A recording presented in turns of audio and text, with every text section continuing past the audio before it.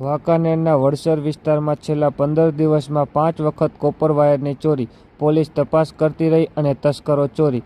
બનાવની મળતી માહિતી મુજબ વાંકાનેર તાલુકાના વડસર વિસ્તારમાં આવેલ Shri Ram stone crusher, Gayatri stone crusher તથા કિસાન સ્ટોન ક્રશર નામના 3 અલગ અલગ સ્ટોન ક્રશરમાં છેલ્લા 15 દિવસમાં તસ્કરોએ 5 વખત કોપર વાયર ચોરીના બનાવને અંજામ આપી 4 લાખ કરતાં વધારેની કિંમતના કોપર વાયરની ચોરી કરવામાં આવી હોવાની ઘટના પ્રકાશમાં આવી છે. જેમાં પ્રથમ વખત થયેલ ચોરી બાદ સ્ટોન ક્રશર માલિક દ્વારા પોલીસમાં જાણ કરવામાં આવી હોય, જે બાદ પોલીસ દ્વારા હજુ સુધી કોઈ ફરિયાદ દાખલ કરી ન હોય અને માત્ર તપાસ કરવામાં આવતી હોય. દરમિયાન આ જ સ્થળોએ પુનઃ 1-2 નહીં પરંતુ વધુ 4 વખત તસ્કરોએ બેખોફ બની ચોરીના બનાવને અંજામ આપતા પોલીસની કામગીરી સામે પ્રશ્નાર્થ સર્જાયા છે.